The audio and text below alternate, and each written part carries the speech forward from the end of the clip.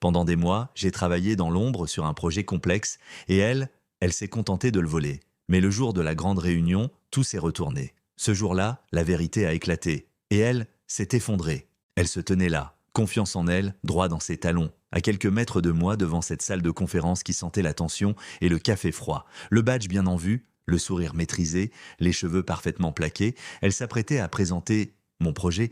Tout dans son attitude criait le contrôle, l'assurance, le succès, ce petit air faussement modeste qu'on connaît tous. Mais moi, je savais ce qu'il y avait derrière, ce que personne d'autre ne voyait encore, pas encore. Parce que pendant qu'elle passait ses pauses à flatter les directeurs, moi je bossais. Pendant qu'elle brillait dans les open space, moi je codais. Pendant qu'elle racontait ce qu'elle allait faire, je faisais. Et ce jour-là, elle allait récolter ce que j'avais semé. Mais rirait bien qui rirait le dernier. J'étais prêt. Parce que 3 jours plus tôt, je m'étais levé de mon bureau pour m'aérer la tête après 2 heures passées à corriger un modèle de prévision des volumes. Je traversais le couloir menant à la cafétéria, pensif, une tasse vide à la main, et là, en passant devant une salle vitrée à moitié ouverte, j'ai entendu mon prénom. Pas dit directement, mais évoqué. Flottant dans une phrase, par curiosité ou par instinct, je me suis arrêté juste sur le côté, hors de vue. Elle était là, claire, debout, dos droit, ton posé, devant 2 cadres, responsables du pôle innovation. Elle disait « C'est un projet que j'ai piloté depuis le début. J'ai toujours été convaincu qu'il fallait intégrer l'intelligence artificielle à notre logistique.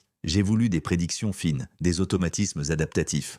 Et moi, je suis resté figé. C'était irréel. J'écoutais, immobile, les bras le long du corps, ma tasse froide dans la main, et plus elle parlait, plus elle s'enfonçait dans le mensonge. Elle s'attribuait non seulement l'idée, mais aussi la conception, la modélisation, les phases de test.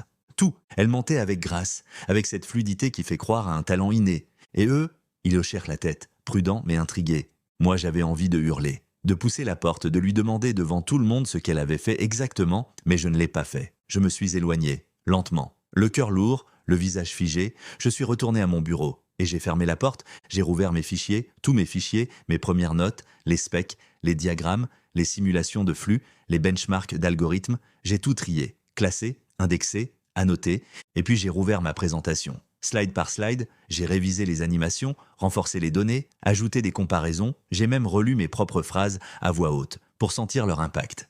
Pour vérifier que chaque mot m'appartenait, puis j'ai sauvegardé le tout dans 3 endroits différents, une clé USB, un disque dur, un cloud perso. Ce soir-là, je n'ai pas dîné, je n'ai pas regardé la télé, je n'ai pas décroché, parce que quelque chose en moi s'était réveillé. Ce n'était pas une colère explosive, plutôt une clarté glaciale. Je ne me laisserai plus voler. Les 2 jours qui ont suivi ont été d'un silence assourdissant. Rien n'a bougé, extérieurement. Claire continuait ses tours de bureau, ses sourires polis, ses phrases creuses dites au bon moment. Moi, je faisais ce que je savais faire. Je bossais. Mais chaque interaction, chaque regard semblait porter une tension invisible. Les collègues évitaient de mes yeux. Certains semblaient de mal à l'aise. D'autres faisaient comme s'ils n'avaient rien entendu. Comme si ce qui s'était dit dans cette salle n'avait jamais existé. Le lendemain matin, à la machine à café, j'ai croisé Eric, un collègue du service data. Il m'a jeté un regard un peu gêné, puis a dit « Alors, prêt pour la grosse présentation ? Enfin, je veux dire, c'est Claire qui présente, non ?» Je l'ai regardé, droit dans les yeux. C'est moi qui ai conçu le projet, je le connais sur le bout des doigts. Il a tiqué, a baissé les yeux, puis a soufflé presque en s'excusant. « Tu sais comment c'est ici, ce qui compte, c'est pas toujours qui bosse le plus. » Je n'ai pas répondu. Parce que je savais déjà, mais ce que lui ignorait, c'est que le jeu allait changer. Le soir venu, j'étais encore là, seul dans l'open space désert, les lumières tamisées, les écrans bleus reflétés dans les vitres. J'ai lancé une dernière simulation, relu une dernière fois mes courbes. Puis je me suis levé, j'ai regardé la salle, vide, calme, mais chargée. Je me suis parlé à voix basse, presque sans m'en rendre compte. Demain, on va voir. À 23h37, un message s'est affiché sur mon téléphone. C'était clair. Demain, évite d'intervenir si ce n'est pas nécessaire, il faut qu'on reste aligné devant la direction. Haha, aligné ? Mon sang s'est figé. J'ai lu et relu ce message, ce ton paternaliste, cette façon de me museler à l'avance. Elle savait, elle avait peur et elle essayait de reprendre le contrôle. J'ai laissé le message sans réponse, j'ai fermé mon ordi. Et cette nuit-là, pour la première fois depuis longtemps, j'ai dormi profondément. Ce matin-là, tout était parfaitement ordinaire, trop ordinaire. Le ciel était gris. Une de ces pluies fines qui tombent de sans bruit, mais qui détrempent tout. Les visages dans l'ascenseur étaient là fermés, concentrés. Les agendas étaient là clairs, 10 heures, grande présentation, stratégie et innovation. Claire était déjà là, devant la salle de conférence, élégante, parfaite, ordinateur en main, posture assurée. Elle parlait avec un responsable logistique, comme si elle jouait un rôle appris par cœur. Moi, j'étais un peu en retrait. Dans un coin de la salle, mon ordinateur sur les genoux, déjà allumé, fichier prêt, dossier ouvert, rien au hasard. Les cadres sont arrivés les uns après les autres. La directrice des opérations, le vice-président de la stratégie, 2 membres du comité R et D. On a baissé la lumière, le silence s'est installé et Claire a commencé. Bonjour à tous, merci de votre présence. Aujourd'hui, je suis ravi de vous présenter un projet que j'ai porté ces derniers mois. Elle respirait bien, articulait, tout sonnait professionnel. Puis elle a appuyé sur sa télécommande et là, rien. L'écran est resté noir. Elle a cliqué à nouveau, 1 fois, 2 fois, 3 fois, toujours rien. Petit mouvement de gêne dans la salle. Des sourcils qui se haussent, une toux discrète dans le fond. Elle a tenté de sourire. Un petit souci technique, sûrement. Bon, je vais commencer à l'oral en attendant. Elle s'est lancée, sans support, sans schéma. Mais très vite, ça a dérapé. Elle parlait d'algorithmes, sans en comprendre les principes, confondait les KPI, inversait les dates. Elle disait que le taux de traitement était à 84%, alors que les dernières simulations affichaient 96,3%. Elle disait que le modèle reposait sur un moteur de clustering, alors qu'on utilisait un système de régression adaptative. Elle pataugeait. Et moi, je regardais, immobile, calme, je sentais les regards glisser vers moi, discrets, inquiets. Une tension flottait dans la pièce, un malaise que personne n'osait nommer, jusqu'à ce que quelqu'un le dise. « Claire, excusez-moi, est-ce que quelqu'un d'autre aurait accès à la version complète du projet ?» Le vice-président, d'un ton neutre mais sec. Et là, tous les visages se sont tournés vers moi. Je me suis levé. Droit, pas un mot plus haut que l'autre, j'ai dit « Oui, je l'ai ». Je me suis avancé. J'ai branché mon ordinateur, mon nom s'est affiché en haut de la première diapositive. Silence total dans la salle, et j'ai commencé. Je me suis tenu droit devant l'écran, ma voix calme. Bonjour à tous. Je vais vous présenter les fondements, les enjeux et les résultats de ce projet de modernisation logistique par l'intelligence artificielle que j'ai conçu et piloté au cours des 6 derniers mois. J'ai senti un mouvement dans la salle, subtil, un redressement, une attention nouvelle, les visages se sont figés, ils écoutaient. Slide après slide, je déroulais la vérité, les besoins détectés dès l'audit initial, les choix méthodologiques, la construction du modèle, les simulations, les tests, les erreurs corrigées, les résultats optimisés. Ici, vous voyez la réduction du taux de rupture de stock sur 4 semaines. Là, l'algorithme en version 3.1 qui ajuste les seuils automatiquement selon les volumes hebdomadaires. Je ne lisais pas mes notes, je n'en avais pas besoin. C'était mon travail, mon projet. Il vivait en moi, et puis je les ai vus changer.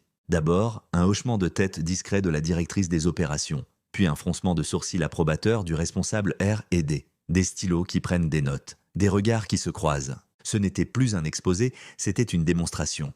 J'avais commencé dans l'ombre, et maintenant la lumière était sur moi. De là où j'étais, je pouvais la voir, Claire, assise, dos légèrement courbé. Elle ne souriait plus. Elle regardait ses mains, son carnet vide. Elle n'avait plus d'armes, plus de parade. Son château de cartes venait de tomber. J'ai terminé, une dernière slide, simple, résultat, prochaines étapes, levier d'extension, puis j'ai levé les yeux. Silence, dense, chargé. Et puis la voix du vice-président. Merci, c'est un travail remarquable, rigoureux, précis, très belle maîtrise du sujet. Puis des questions, techniques, stratégiques. Et j'avais les réponses, j'étais prêt. La salle s'est vidée lentement. Quelques poignées de main, des sourires polis, et moi, je suis resté un instant, seul, devant l'écran encore allumé. Ma dernière slide brillait toujours. Prochaines étapes, élargissement multi-entrepôt, 2e semestre. Mon projet, ma vision, enfin visible. J'étais presque arrivé à mon bureau quand elle m'a rattrapé. Claire.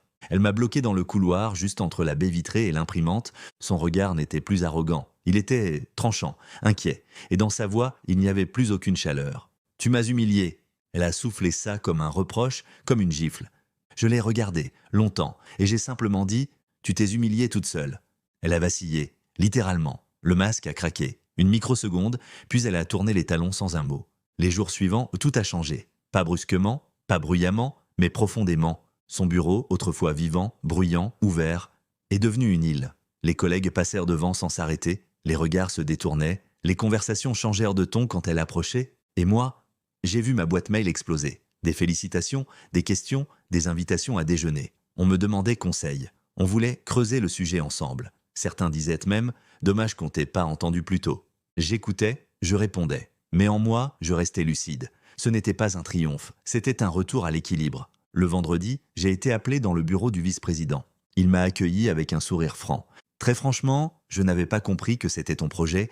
On m'avait présenté ça autrement. Mais je tenais à te dire que ton travail est d'une rigueur impressionnante. Il m'a parlé de perspective. de nouvelles responsabilités, de m'impliquer sur le déploiement national.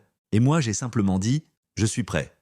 Claire ne parlait plus, pas vraiment. Elle circulait comme une ombre. Elle passait d'un bureau à l'autre sans s'arrêter, un dossier à la main, l'air concentré, mais vide. Son énergie avait disparu. Ce n'était pas de la colère, pas encore, c'était du désarroi. Et moi, je restais neutre. Je faisais mon travail, j'avançais, j'étais visible désormais, mais je ne fanfaronnais pas, parce que je savais que les choses n'étaient pas tout à fait terminées. C'est arrivé un jeudi midi. Elle m'a suivi discrètement jusqu'à la salle de détente, il n'y avait personne. Et là, sans préambule, elle a dit « Tu crois que t'as gagné ?» J'ai reposé ma tasse. Elle a continué « Tu penses que c'est si simple ? Tu ne sais pas ce que c'est que d'avoir des ennemis. Tu viens de m'humilier devant tout le monde, tu crois que ça va te rendre service ?»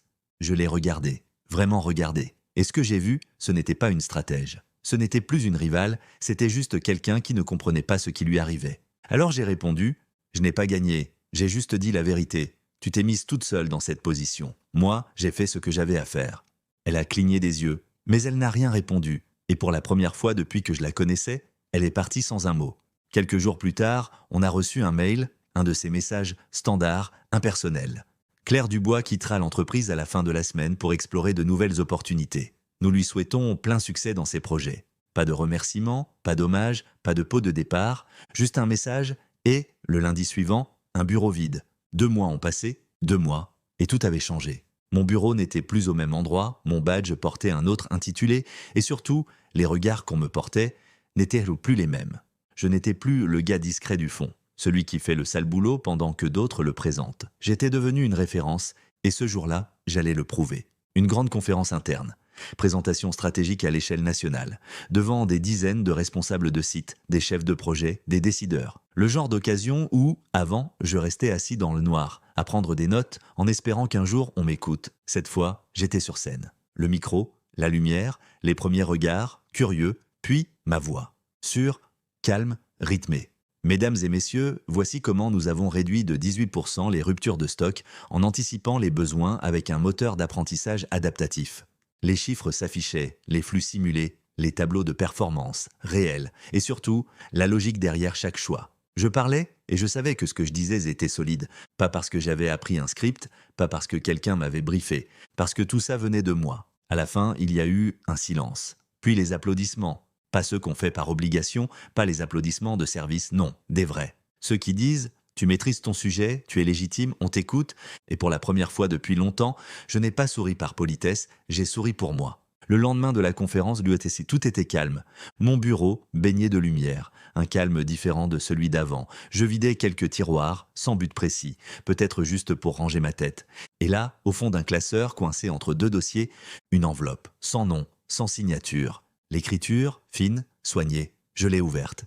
Quelques mots, à peine une phrase. « Je suis désolé, tu avais raison, bonne chance pour la suite. » Rien de plus. Mais tout était là. Je n'ai pas pleuré. Je n'ai pas souri. Je n'ai pas répondu. Je n'ai même pas essayé de deviner si c'était vraiment elle. Je l'ai simplement rangée dans un tiroir. Pas pour m'en souvenir tous les jours. Pas pour entretenir la blessure, mais pour me souvenir du chemin. Pendant longtemps, j'ai cru qu'il fallait juste travailler dur, qu'un jour, le travail parlerait pour moi. Mais parfois, le silence ne suffit pas. Parfois, il faut parler. Parfois, il faut se lever. Parfois, il faut se montrer. Aujourd'hui, je ne cherche plus à être reconnu. Je construis. Je trace ma route. Et si un jour, je croise quelqu'un comme moi, quelqu'un qui doute, qui s'efface, qui laisse les autres passer devant, je lui dirai une chose. N'aie pas peur d'exister. N'aie pas peur de déranger. Ce que tu fais a de la valeur. Je ne me contente plus de survivre. Je construis.